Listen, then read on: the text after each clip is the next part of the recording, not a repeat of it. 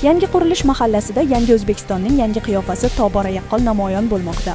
Hudud infratuzilmasini tubdan yaxshilash, aholi uchun qulay va munosib sharoit yaratish borasidagi bunyodkorlik ishlari izchil davom etmoqda. Tuman hokimi boshchiligida mahalladagi mavjud holat, aholi xonadonlari va infratuzilma obyektlari atroflicha o'rganilib, aniqlangan muammolarni bartaraf etish bo'yicha aniq vazifalar belgilab olindi.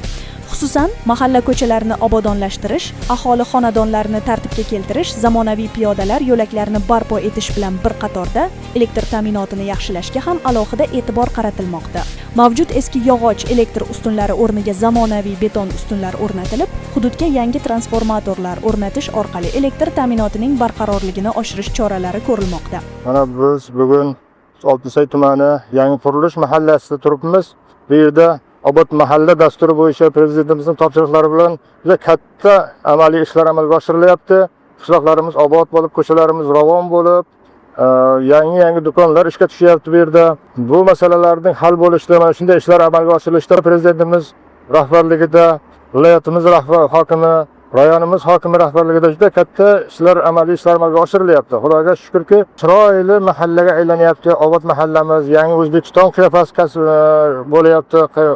Shuning uchun biz bu narsalardan juda ham rozimiz. Allohga shukr, ming marta shukrki, mana shunday ishlarda bizning xalqimiz ko'ryapti, bu narsalar amalga oshyapti. Respublika bo'yicha bo'layotgan ishlarni kuzatib turibmiz, televideniya orqali, matbuot orqali. Juda ko'p joylarda, deyarli butun respublika bo'yicha mana shunaqa obodonchilik ishlari ketayotganidan xabarimiz bor.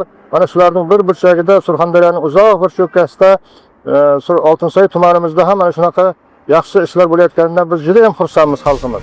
Bularning barchasi avvalo mahalla aholisining turmush sharoitini yaxshilash, kundalik hayotini yanada qulay va farovon qilishga qaratilgan. Eng muhimi, Yangi qurilish mahallasidagi bu ulkan o'zgarishlar O'zbekiston Respublikasi mustaqilligining 35 yilligi arafasida mahalla aholisiga munosib va unutilmas sovg'a bo'lishi bilan ham ahamiyatlidir. Zero obod mahalla farovon hayot, bunyodkorlik va taraqqiyotning eng yorqin ifodasidir.